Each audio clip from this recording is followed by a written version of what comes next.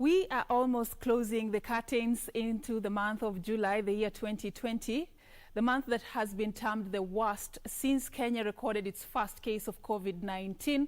Yesterday, 960 Kenyans tested positive for the novel coronavirus. Of course, they say it's after 8,000 samples, over 8,000 samples were tested, but still, even 2 more cases, 3 more cases, or 10 more cases is a little bit too much at a time when we are all struggling to flatten the curve in our country. Today, President Uhuru Kenyatta is expected to give the 10th state address on the coronavirus pandemic. Of course, also meeting county bosses from across the 47 counties to talk about some of the containment measures that have been put in place across the country to contain the spread of COVID-19. How are we faring? What has been the impact of these particular directives? And of course, coming at a time when we are not just having a conversation around the state of preparedness when it comes to mitigating the spread of coronavirus, but also we are concerned about whether the lockdown was the best option to contain the spread of this particular virus. A lot of questions are being raised. Kenyans are remaining upbeat as to what the president is going to say later on in the day. We will be telling you that when it happens. But of course, ahead of that, we also have quite a number of stories that have been trending in the country, contained in our comprehensive news bulletin that begins right now. My name is Serfine Achieng Oma, and our sign language interpreter is Simon Karotha. Let's begin straight away with our top story. President Uhuru Kenyatta is meeting county governors to review measures put in place across the country to contain the spread of the coronavirus pandemic. The 5th extraordinary session of the National and County Governments Coordinating Summit will also assess the impact of the phased easing of restrictions earlier put in place, including the lifting of cessation of movement order in parts of the country. The meeting comes amidst a surge in the positive cases of coronavirus, with the highest numbers recorded on Sunday after 960 people tested positive for the virus. Anxiety gripped the nation when the first case of coronavirus was reported in March, and as the positive cases continued to rise, the government put in place strict containment measures, which included a dusk to dawn curfew, as well as imposing a cessation of movement order in hotspot counties, a directive that affected not just the way of life, but brought the economy almost to its knees. The president will then face the dilemma of choosing to restore the collapsing economy and monitoring the surge in positive cases. And on July 6th, in his presidential guidelines on COVID-19 pandemic, the head of state would allow a phased reopening of the economy. With this expert opinion at hand, and the counsel offered by the National Security Council, I therefore today announce a phased reopening of the country as follows. 1. Today I order and direct that the cessation of movement into and out of the Nairobi metropolitan area, Mombasa County, and Mandera County that is currently in force shall lapse today or at 4 a.m. tomorrow, Tuesday, the 7th of July, 2020. A decision that was lauded by the drivers of the economy, but dreaded by public health officials who feared that the health system may be overwhelmed with a further spread of the virus. Of significance in the presidential directive, however, was how the burden of responsibility was thrown back to Kenyans, adding that he will be forced to return to the lockdown if the patterns of interactions and the spread of the disease show that the condition is worsening. Serikali itachukua jukumu lake. Hiyo hatutasita kufanya. Lakini kama tutafaulu, kama nchi, tutafaulu kwa sababu kila mmoja wetu, mdogo ama mkubwa, mtoto hata mzee, mama ama baba, tutafaulu tukiwa kila mmoja wetu atachukua jukumu lake kibinafsi. The president issued a statement at a time the country had recorded 8,067 positive cases of COVID-19. Since then, the numbers have risen past the 17,000 mark, meaning that over 9,500 cases have been confirmed within 21 days, making July the worst month since Kenya recorded its first case of COVID-19. So does this situation warrant tougher restrictions to be put in place to contain the spread of COVID-19? That remains the elephant in the room as the head of state hosts the 5th extraordinary session of the national and county governments coordinating summit Monday that will review the virus containment measures and the impact of the phased easing of restrictions earlier put in place. Opinion remains divided over whether the country should close down or Kenyans adapt to the new normal. President akiweka lockdown kwa Kenya, kuna watu pia hatauliwa na ugonjwa wa COVID, watakufa na njaa. So kama ataweka lockdown, kwa maoni yangu, sasa ni lazima serikali ya county ifuatilie wale watu hawatakuwa na chakula. Tangu tufungiwe nchi mwezi wa 3, hakuna mtu, ukiongea na watu ukweli, hakuna mtu amepata hiyo pesa serikali ilikuwa inasema inapeana. So kwangu mimi binafsi naweza sema watu wajue venye wataishi na hii ugonjwa. Hii ugonjwa WHO already imesema bado haijapata dawa. Naweza sema kufungwe because the cases zimeongezeka rather than venye kulikuwa kumefungwa. Venye kulifunguliwa watu wengi wamekuwa like sick na cases zimeongezeka mob. If we allow people who have been infected to mingle with others, people going up country, meeting everywhere, it will be really serious. And the best thing is we could still control at this particular moment when we are still below 20,000. Nairobi has recorded hundreds of cases since the July 6th presidential directive that lifted the cessation of movement order, remaining at the top among the counties which have recorded the highest positive cases of COVID-19. Other counties recording cases include Kajiado, Kiambu, Machakos, Mombasa, Busia, Garissa, among others. All right, so that is just a background on what has been happening since the month of July began. But of course, today, President Uhuru Kenyatta yet again is going to be addressing the nation. This is actually the 10th state address on the coronavirus pandemic. Kenyans have mixed reactions over what to expect. What is the president going to say? What is the best way forward when it comes to mitigating the spread of COVID-19? Caroline Kamau is in Nairobi's central business district, just talking to Kenyans and gathering their views ahead of the address by President Uhuru Kenyatta.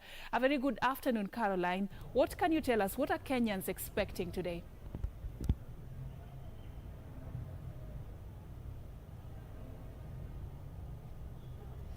A very good afternoon to you. Thank you so much for joining us. My name is Caroline Kamau, coming to you live from the Central Business District here in Nairobi. We want to talk to Kenyans and find out what their views are amid surging cases of COVID-19 in the country. Currently, the president is held up in a meeting with governors to look at the country's COVID-19 status and review the COVID-19 status in the country. And of course, they'll also be, among other things that they are looking at also, is the county's preparedness amid those cases surging even in the countries, and also looking at the impact of a phased easing of restrictions around the country. Whether to lock down or not is an ongoing conversation that continues to be had. Currently, the disease is in 44 counties out of 47 counties in the country. There are people who are for a lockdown, saying that the rising numbers, which are now standing at about 17,600, will surely overwhelm the healthcare system in the country. Those who are against the lockdown saying that most Kenyans are asymptomatic, and most of them not needing any sort of hospitalization. And of course, some of them also arguing that there has been very high rate of recoveries of the disease in the country, in the country right now. So those are views of the governors. However, we'll be talking to Kenyans just to understand what they really feel about the situation of the country right now. If I'll just call in one of them. Kindly. How are you? I'm good. Your name, please? My name is Moses. All right, Moses. So do you think the president should lock down the country, or do we continue as we are amid those rising numbers? I think as much as the economy is being hurt, we should consider health first. So to some extent, since the cases have been so much, I think you should do some lockdown, but only for the most affected areas so that we can at least control. It can save some lives. Yes. So lockdown in certain areas? Yes. Just like it was before? Yeah, you can consider those areas which are highly affected. Yes. So Nairobi being one of them? Yeah, of course, Nairobi. All right, so Moses, thank you so much. That's Moses' view, saying that Nairobi, one of the hotspots for COVID-19, should be locked down. Habari yako, your name please? My name is Sarah Shibona. Me, on my side, mi naona tu preso afungue everything. Because despite closing, lockdown, that is still at a high rate. And you can see this lockdown ya saa 3 night, si wase wengi tumelose jobs za night kama hotelini, hatuna kazi. Actually life imekuwa hard. Yeah. So mi naona tu preso afungue everything. To obey to social distance and washing hands. Yeah. So angalia economy. Yeah. All right, someone else. Angalia economy. Yeah. Asante sana. Let me have just two more to see whether we have a different view. Habari yako? Poa sana. Your name please? I'm David Munene, student, University of Nairobi. Student, University of Nairobi. Tell me, we are at 17,600 and those numbers continue rising. Do you think the president should lock down, or do you think we should continue as we are? Me, I'm for the opinion afungue kabisa. Let everything be back to normal, because hata hii social distancing ina apply kwa wale watu wanajuana. Kama ujuani na msee ndio una social distance, but if you know kama nakujua hakuna social distance. So tufunguliwe tu mazee, turudi kani shule, tutajidiscipline si wenyewe. So mtajidiscipline wenyewe. Tutajidiscipline si wenyewe. Health Ministry wanasema Kenyans are flouting these rules. So waeke tu strict measures za hiyo discipline ya social distancing, hizo sanitizer hizo sasa. Watu wafuate guidelines. Fuate hizo guidelines. Asante sana. One final one. Habari yako? Nzuri sana. So tell me your name. My name is James. James? From Nairobi? From Kiambu. Kiambu. Unafanya kazi, wewe ni mwanafunzi, what is happening? I'm a student, I'm hustling because the school is not there at the moment. So what would you recommend? Should the president lock down? Should we open up everything? It should remain as the way it is, because people are trying to normalize. Then in terms of those guidelines, they are in the people's fingertips. So as the government try to do their part, we are also trying to do our part. So let it remain like this, so that even economically we are not doing very well. So let the lockdown, the way it is, remain as it is. Asante sana. Thank you so much for your views. All right, those are the views of Kenyans in the streets of Nairobi. Most of them saying that, the country should remain as they are. The disease has been here for quite a while now. It's time people strictly followed those guidelines. It's a tough balancing act for the president and, of course, the county executives, the governors, and we'll be waiting for that official address by the president later today to see which way the country will go. Will there be a lockdown, or will things continue as they are? Tough balancing again between saving lives and saving livelihoods. My name is Caroline Kamau. Serfine, back to you. I couldn't agree more, Caroline Kamau. The dilemma continues for President Uhuru Kenyatta when faced with an economic crisis and a health crisis. So which way should the country go when it comes to containing COVID-19 and looking at the survival tactics for Kenyans? It's a matter of wait and see, as we expect that address by the president later on in the day. Now, moving on to just see what is happening across the counties, the Diabetes Management Resource Center has expressed concern over stigma associated with COVID-19 disease, especially among diabetic patients. The center calling on the government to help inspire confidence among the diabetic community by addressing misinformation on the link between diabetes and COVID-19. According to the World Health Organization, older persons and persons with pre-existing medical conditions such as high blood pressure, Heart diseases, lung diseases, cancer and diabetes are the most likely to develop more serious illness when they contract coronavirus. Diabetes Management Resource Center founder Duncan Motanya saying high blood sugar levels and a persistent state of inflammation are the main factors that make it difficult for people with diabetes to recover from COVID-19 and other illnesses. He, however, says that people with diabetes can fight off coronavirus if their diabetes is well controlled and they manage their blood sugar levels. When we saw in the news challenges that the pandemic has brought about, especially with people maybe with underlying conditions like diabetes, we felt that we should step up and support where we can. So our small donation to the MRC, we hope, should be able to assist them to purchase drugs and maybe any other essential medication that they may need. In the meantime, health workers in Kilifi and Kwale counties have received personal protective equipment worth 4.5 million shillings from the M-Pesa Foundation. And the National Youth Council, in conjunction with Kenya Pipeline Company and Huawei Mobile Company, have launched a business idea sharing competition. The Fursa versus COVID challenge aims at creating a competitive platform for youths to share business ideas during the COVID-19 period. Youths willing to participate can enroll at National Youth Council website by end of business today. The winner will walk away with 400,000 shillings. So on 6th of August, we will announce the county winners, the winners from each of the counties. After that, there will then be the winners from each of the counties will then be placed through additional judging, so that the overall national winners will be announced on the 12th of August, which will be the International Youth Day.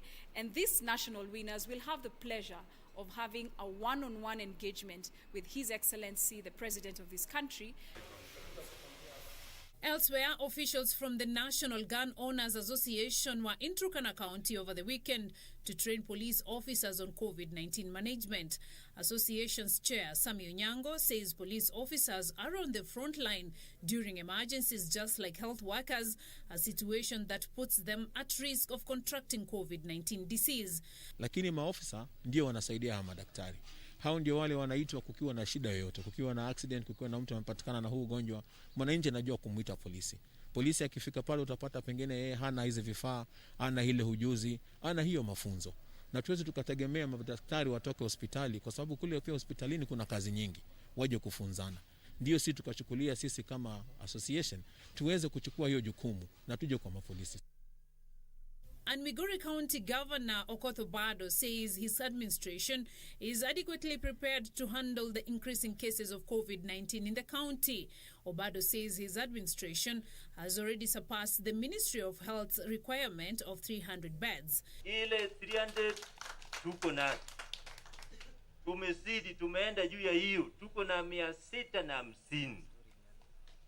Na wenye hawajamini, just come and see for yourself. It is not something that is a story or something that is cooked. It is real. Beatrice Gatonyenge-Tich, Channel 1 News. All right, and that report from across the counties compiled by Beatrice Gatonyenge-Tich takes us to a first break right here on KBC Lunchtime News. Please don't go too far. We are back with much more.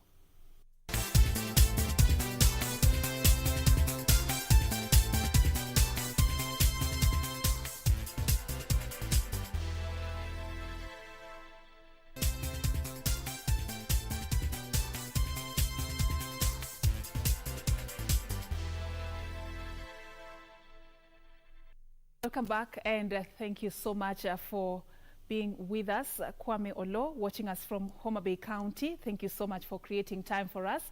And of course, remember, we are streaming this live for you on Facebook and on YouTube. Please interact with us as well on social media at KBC Channel 1. And directly, personally, you can find me at Serfine_Achieng on Twitter, Serfine Achieng on Facebook.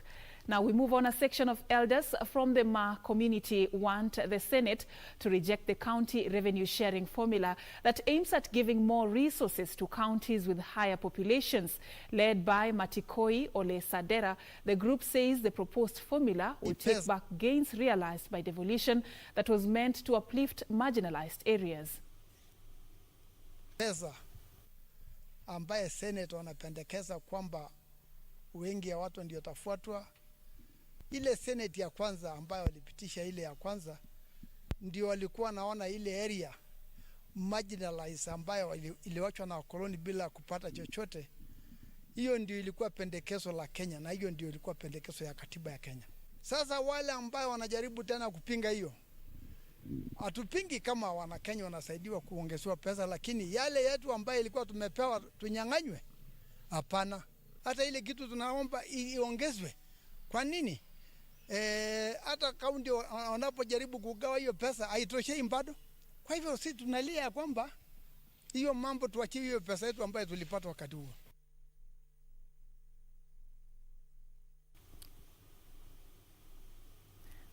All right, and now we want to take you to along the corridors of justice. We are tracking quite a number of cases for you this particular morning, but currently underway is a case that touches on a suspect by the name Isaac Kibet Yego, who was arraigned over false allegations that he made against the Interior CS Fred Matiang'i. Let's just listen in to what is happening.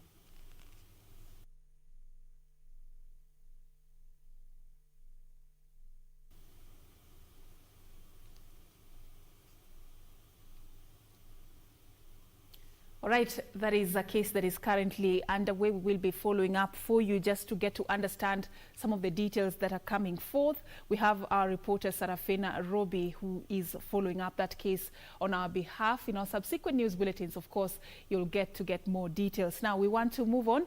Farmers in Ngetini village of Ngomeni ward in Mwingi North are demanding the area leaders to ensure camel hadas stop invading their farms.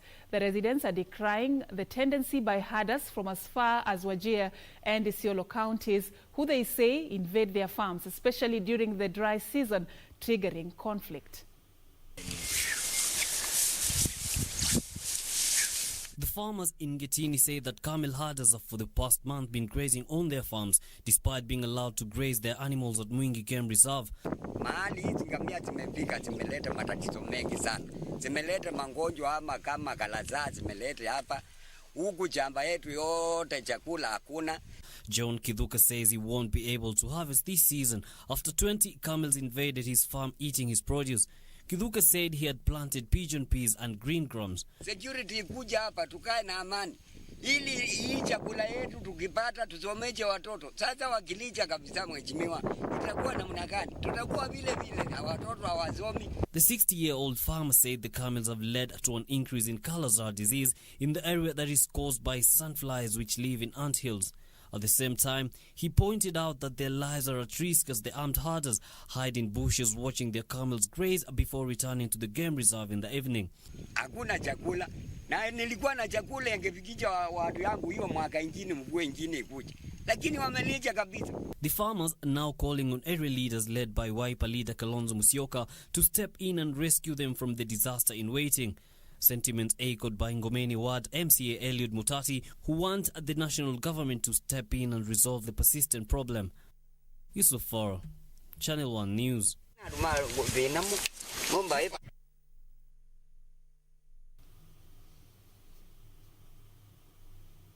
All right, and as we continue traversing what is happening in different parts of the country, we are now taking you to Kisumu County. There has been a fire incident that has caused massive destruction.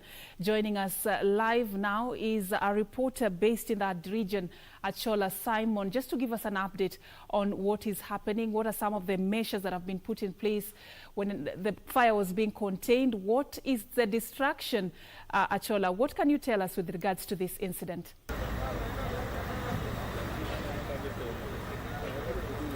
Well, it has been a struggle by the fire brigade departments drawn from the Kenya Airport Authority, from the county government of Kisumu, and of course from private companies here in Kisumu who were here very early at around 10:30 a.m. when this fire broke out, and the effort have been towards ensuring that they put out the fire. But as I speak to you right now, the pictures can actually tell you that they are yet to be successful. The other thing is that the fire started at around 10:30 in the morning, and it has been on, of course, property worth tens of millions of shillings have been destroyed. They had to establish what exactly caused the fire. But initial report from the regional commissioner, Mr. Kenda, states that they are suspecting that it might have been an electrical fault.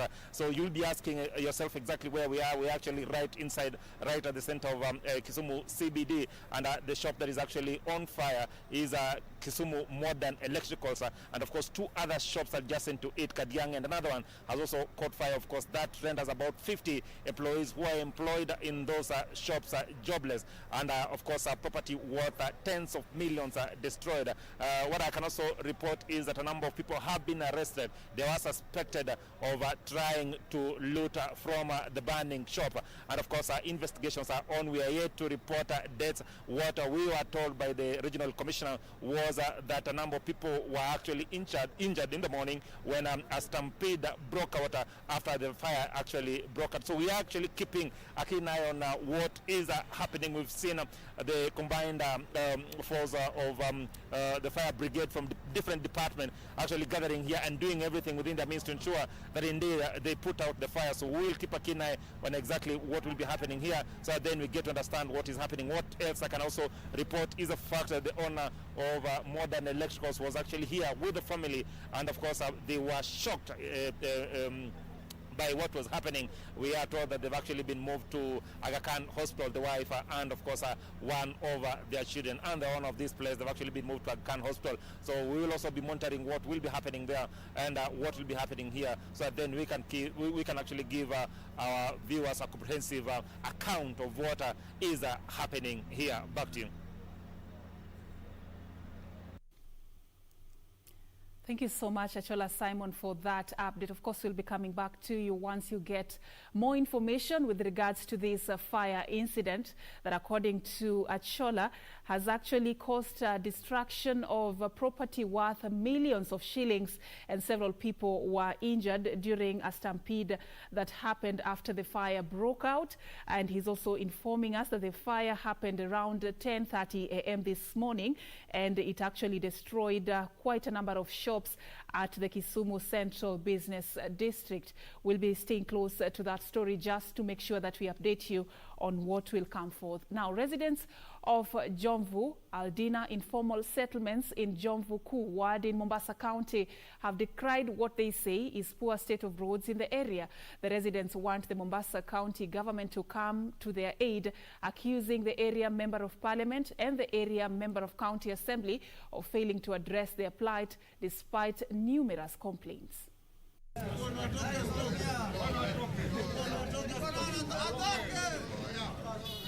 It has been challenging times for residents of John Von Aldina informal settlement in Jomvu Kuu ward in Mombasa County, who say poor road infrastructure within the region has been impeding their operations. Led by Aldina village chair Stephen Chengawa, the residents are accusing their area member of parliament Badi Twalib and their ward member of county assembly Abdullah Shebe of failing to discharge their duties as required, calling on Mombasa Governor Ali Hassan Joho to intervene on their behalf. Maana ukitizama Mikindani inang'aa, ukitizama Changamwe utafikiri kama ni Ulaya, lakini hapa Lidina ikiwa ni kwamba ni moja kati ya mitaa ya Mombasa, lakini inakaa kama vile mashambani. Na tuna viongozi ambao tuliwachagua ili kwamba wakatuletee maendeleo, lakini wa viongozi wameshindwa. According to Charles Atungwa, the roads are in deplorable conditions, with the only main road linking them to Mikindani ward remaining impassable. Maendeleo yenyewe hapa hakuna.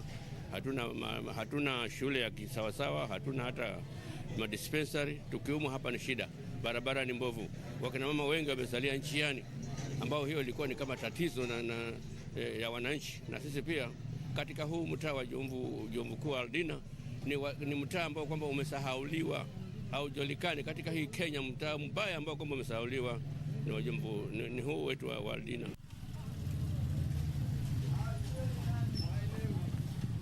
Youth leader Safari Emmanuel Makazi say they are collecting 10,000 signatures in an attempt to recall the area MCA, even as they put Jomvu MP Badi Twalib on notice. Tuliwatuma waende kule wafanye. Wakifika pale wanaanza kuruka huku na huku. Sisi tuna uchungu kama wana Jomvu Ward na kama Jomvu constituency. Tuko na uchungu na tuko tayari kumalizia. Signs ziko tayari na kufikia wiki mbili hizi tutakuwa tumefikisha signs 10,000. Kwa hivyo tunaomba county government itu support, tumtoe huu mkono sahi miezi 3, 60 days, tumtoe aje nyumbani, tushikane, tuchague mwakilishi mwingine ambaye ataenda tuperformia. Yusuf Faro, Channel 1 News. Now, a 20-year-old woman from Kisumu County is seeking financial support to enable her acquire an artificial limb. Vera Mora's life took a dramatic shift after a grisly road accident at Nyabunde along Itumbe-Igare Road in 2016. The former student at St. Mary's Nyamagwa Girls Secondary School suffered a severed hand, while the other one was incapacitated, leaving her physically handicapped. The year 2016 reads like a script from a horror movie for Vera Mora. The tragic road accident said to have happened when Mora and her colleagues were aboard a St. Mary's Nyamagwa Girls Secondary School bus, which rolled at Nyabunde area along Itumbe-Igare Road, leaving her with serious injuries, while 4 of her colleagues perished. 4 years down the line, Mora cannot perform basic tasks, including relieving herself, eating and dressing. Nimepitia challenges like mama wasitoka karibu na mimi kwa sababu yeye ndo mikono yangu, siwezi fanya anything. Yeye ndo ananishughulikia, choo, kuvalishwa. Like a youth pia mimi nataka kuinteract na watu kwa nje, kujoin shule, but hakuna hiyo uwezo wa kujoin shule. Mikono, jusi na mikono. Mora has also been stigmatized and risks being raped by stalking youths if left unattended at her home. The now physically handicapped former learner now appealing for an artificial limb and training for self-support and sustenance. Sasa nimeshinda nikiomba Mungu anisaidie ili niweze kutimiza ndoto yangu. Pia mimi maisha yangu change. Like maisha yangu pia mimi niendelee na maisha kawaida kama ya kitambo. Nilikuwa tunaomba support ya mikono, alafu pia education ndio inaweza nipeleka mali yenye na stahili. Like ndoto yangu ilikuwa to be a journalist. It is a coincidence my fellow journalist, you are here. Her mother, Josephine Oino, having walked with her during the most of trying times. Mimi nasumbukana, mimi nalia, nauliza Mungu kwa nini unanipea hii mateso yote kwa hii msichana yangu? Kwa sababu siendi pahali, vile nchi inaharibika hivi, vijana vinakaa karibu, siendi pahali, mimi nachunga mtoto yangu asiharibiwe. Bila nilimulia kwa tumbo yangu miezi 9 na nikaona wacha nifumulie nimulie ile masiku Mungu ataisa kunisaidia ukaa nayo. Well-wishers can channel their donations to Vera Mora Oino, M-Pesa number 0718773274, or Josephine Oino, M-Pesa number 0728241964. For Channel 1 News, I am Emily K. Badi. Wow, Vera Mora there, she wants to be a journalist, and that can only happen if you give generously to help her acquire an artificial limb and also support her to quench her thirst for education. We invite your generous giving. Now, moving on to other matters. Tension is high at Nabesua village in Moist Bridge along the Trans Nzoia in Uasin Gishu County following the closure of an alleged public road by a private developer. The residents are accusing the developer of attempting to grab public land, leaving at least 30 families without access.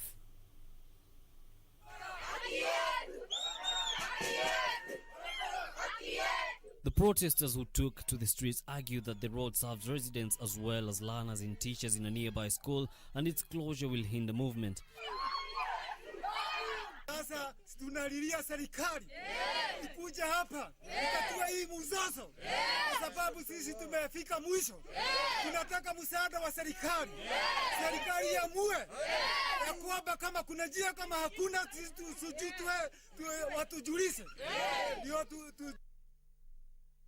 The area chief confirming the dispute said the matter was pending in court since 2015 after the developer refused to open the road to the public. Yule Aggrieved party ambaye ni Macharia angeweza kuachilia barabara liweze kutumika hadi appeal itakapokamilisha, ndipo tuweze kujua barabara hii ambayo watu watatumia ni gani. Na hii barabara iko hata imebitishwa na survey kila mtu. Mimi najua barabara iko. The residents have vowed to head to court to push for justice, accusing police of favoring the developer. Soy OCPD Fanuel Nasio say they are investigating the matter before advising the government. Na naimiza wakaaji wa area hii, wakati kesi inaendelea kotini, if they are interested in that case, they should be enjoying that case so that the whole process wajue koti inaamua namna gani, kuliko kungojea wakati koti inaamua kitu tu wanatokesea. Yusuf Farr, Channel 1 News.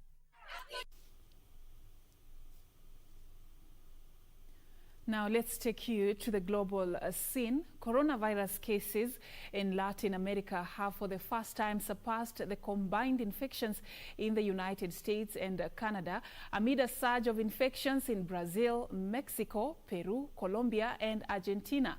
The development coming as the number of infections across the globe hit 16.4 million on Monday, a rise of over 1 million cases in just 4 days, while more than 652,000 people have died from the virus. This is according to a tally by Johns Hopkins University. The quickly rising number of cases in Latin America makes the region the most impacted by the pandemic globally, representing about 26.83% of global cases. Brazil registered 555 deaths attributable to the novel coronavirus over the last 24 hours on Monday, with 24,578 confirmed cases. The South American nation has now registered over 87,000 deaths and nearly 2.4 million cases. Meanwhile, India has launched high-capacity coronavirus testing facilities in 3 major cities with the ability to test over 10,000 samples a day. The country recorded nearly 50,000 new cases on Sunday, the nation's highest 24-hour jump during the pandemic, bringing the total number of confirmed cases to over 1.4 million. And British government is watching the situation in Germany and France closely and continuously reviewing the situation in popular holiday destinations. Britain abruptly imposed a 2-week coronavirus quarantine on travelers returning from Spain. China on Monday reported 61 new confirmed cases of coronavirus spread between its northeastern and northwestern regions. No death was reported, leaving the toll of COVID-19 in the country at 4,634 among 83,891 cases. Meanwhile, United States medical experts are urging the country to shut down after seeing more than 1,000 coronavirus deaths for 4 straight days.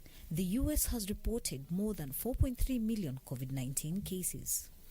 Australia's second most popular state of Victoria reported on Monday 6 deaths from the coronavirus and logged a record daily increase of 532 new cases compared with 459 a day earlier.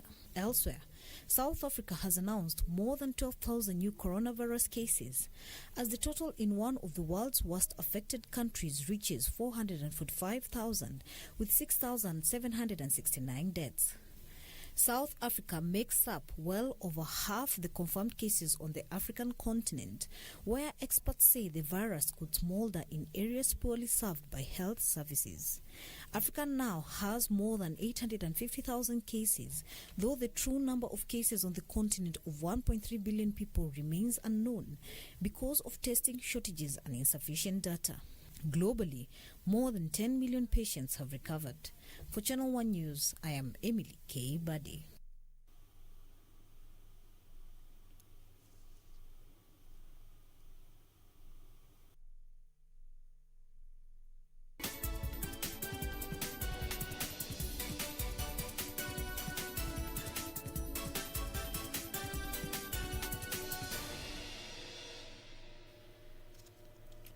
Well, the latest news in the world of business is that commercial banks are calling on the government to lift the moratorium on listing loan defaulters with credit reference bureaus. They say the move, which was instituted in March this year as a measure to cushion Kenyans from the impacts of the COVID-19, is stifling the credit market. Equity Bank Chief Commercial Officer Polycarp Igathe says the moratorium has made loan pricing for individual customers difficult since the order was issued by President Uhuru Kenyatta. O'Brien Kimani tells us more. Since the Credit Reference Bureau came into force in the year 2013, they have managed to amass a total of 378 million records, of which 42 million are blacklisted, meaning that they cannot access loans from local formal lending institutions. Of these, 13 million are being blacklisted for amounts less than 1,000 shillings, according to data from the Central Bank of Kenya. However, on March 25th this year, the government suspended the sharing of negative information among credit reference bureaus for a period of 6 months from April 1st to September 30th to lessen the economic impact of the coronavirus pandemic. Let the banking industry and other financial services price risk. They should be allowed to price risk. The accounts we have today, we can keep them at 13.5. But these new people who want to borrow, because they are many and they are young, let's price the risk properly so that the country doesn't need a credit guarantee. All we need is a freedom to price risk. By pricing risk, it means that banks and financiers can then go and start to price risks the right way. Equity Bank Chief Commercial Officer Polycarp Igathe says the moratorium on Credit Reference Bureau has led to a slowdown in credit to the small, medium enterprises since commercial banks are unable to access the history of many borrowers. The Central Bank of Kenya in June revealed that the ratio of non-performing loans stood at 13.1%, the highest since August 2007, when it stood at 14.4%. Money in an economy is created by commercial banks, by lending, because every loan becomes a deposit. And that conversation needs to be had, and where people feel we are not right, we are also welcome to be told that we are not right. But it's not okay when I see a Kenyan who comes to try and borrow money from me, but I know I'm not, the reason why I'm not lending you is because I can't price your risk. The regulator highlighted that there was a sharp decline in new business loans despite the repeal of the interest rate cap in November 2019 due to business slowdown caused by the pandemic. O'Brien Kimani for Lunchtime Business News.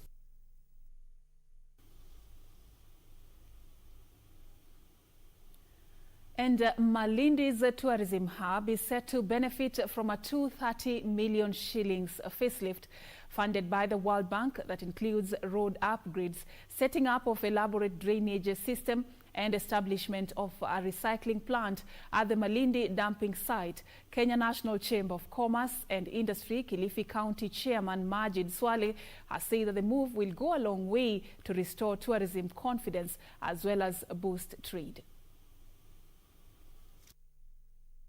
The tourism sector is reeling from the domino effect of the coronavirus pandemic that has ground foreign travel. For Little Italy Malindi, the depressed tourist flows have created an avenue to undertake a facelift expected to, among others, transform the area.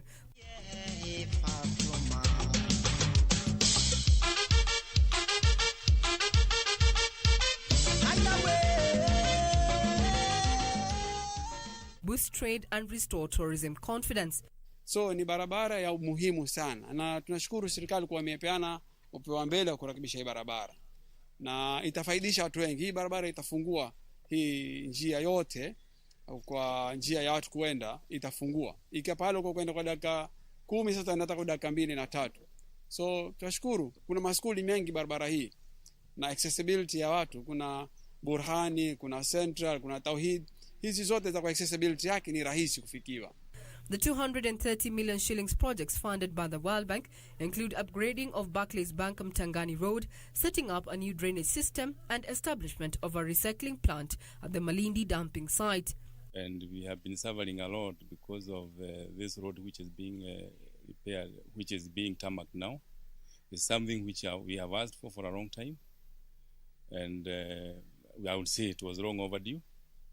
The problem we were facing was that a lot of customers would come and find the stagnant water there, especially our guests. When they come and then they get their vehicles, they get dirty, they will sleep in our place. Then as they go back, the vehicle becomes dirty again. And most of the times there are people who would come and do not even want to get into the water. Area residents have for years had to deal with clogged drainages and unsightly puddles during the wet season. That was an eyesore for visiting tourists. With the upgrading of the roads to all-weather, access and movement within Little Italy is assured. In my design, going to take care of the drainage. We are going to put two cross culverts. One is 900 millimeters and the one is 600 millimeters. And also we are going to put a vertical drain, 4 of vertical drain, also that will take care of the drainage. The other projects, we are going to have a recycling of waste in Kasorina, recycling of solid waste. And then there's the drainage within the town. The drainage within the town is very narrow. It was made for those volumes of water, little volumes of water. So we are going to expand the drainage all the way from the roundabout up to the end, Lawfords. Chairman of the Kenya National Chamber of Commerce and Industry, Kilifi County, Majid Swaleh, maintains that the facelift was timely and worthwhile for the prosperity, despite criticism for lack of public participation. Malindi is referred to as Little Italy due to its historical ties with Italy, as well as its popularity with Italians back at home. Regina Manyara reporting for Channel 1 Business. Thank you, Regina, for that report. Now, the Australian Competition and Consumer Commission is accusing Google of misleading consumers to get permission to use their personal data for targeted advertising. Details of this and more in our International Business Roundup. The move by Australia's competition regulator comes as scrutiny grows worldwide over data privacy, with US and European lawmakers recently focusing on how tech companies treat user data. In court documents, the Australian Competition and Consumer Commission accused Google of not explicitly getting consent or properly informing consumers of a 2016 move to combine personal information in Google accounts with browsing activities on non-Google websites. The change allowed Google to link the browsing behavior of millions of consumers with their names and identities, providing it with extreme market power.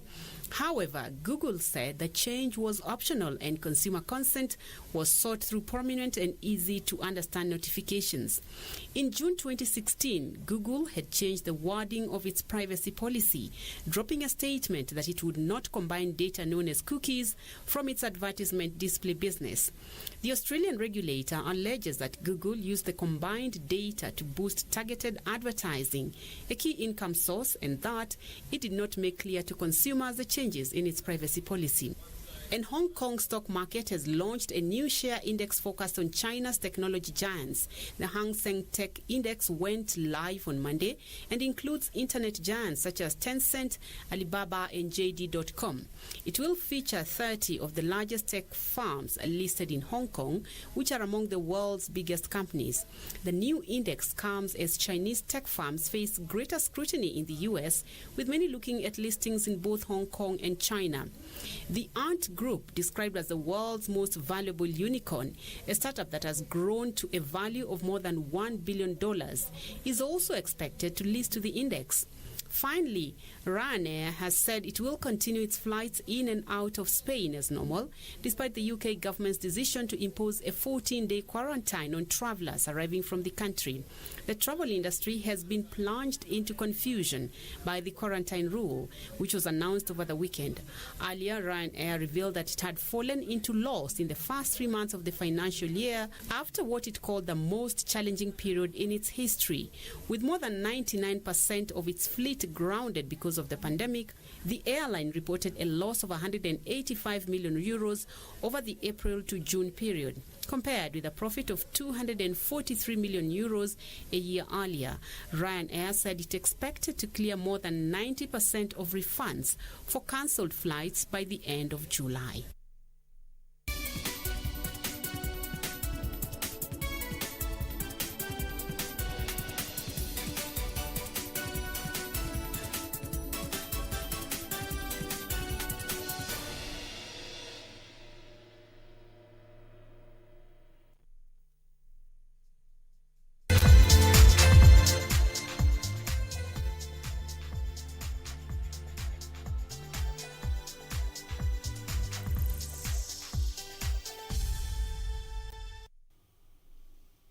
And in the sports news, the Kenyan champion Baldev Singh Chaga is looking forward to the WRC Safari Rally with great expectations. The Safari Rally was scheduled for July 16 and 17, but was pushed to 2021 due to the coronavirus pandemic. Baldev Singh Chaga is looking forward to the WRC Safari Rally, set to be held in 2021. The reigning national champion says home drivers have an opportunity to brush shoulders with the big boys of Global Series when the fabled Safari Rally revisits the glamour and intensity of FIA World Rally Championship. Chaga, though, admits defending the coveted Safari title against WRC's top drivers will be a tall order given the intricate nature of their high-flying machines. The KNRC log leader after KCB Guru Nanak and Nyahururu Rally reckons that fast stage times anticipated from WRC teams will nevertheless help local drivers up their game and approach the Safari Rally with the much-needed aggression. Chaga has only driven in one WRC Safari in 1998 when he finished 15th overall with Tinu Khan in a Subaru Legacy. The world toughest rally is among the 9 events confirmed for inclusion in the 2021 WRC season, according to resolutions recently passed by the global governing body FIA's World Motorsport Council. Safari returned to the Global Series after an 18-year absence, but was postponed from 2020 to 2021 due to the coronavirus pandemic. WRC Safari Rally Chief Executive Officer Phineas Kimathi says his secretariat is still working on initial timelines that assume the rally was still running on its initial dates of July 16th to 19th. Kimathi last weekend led a high-powered WRC Safari Rally management team on an update visit of the Safari Park in Naivasha. And away from that now, the measure of how much it means to reach the Champions League was played out in a simple scene after Manchester United secured a place in next season's competition at the expense of Leicester City, as the visiting players and staff celebrated the final whistle and the 2-0 win that confirmed qualification. A lone figure in Leicester's James Maddison sat inconsolable in the director's box at the King Power Stadium. These are the placings of the Champions League slots and the relegated teams in Europe.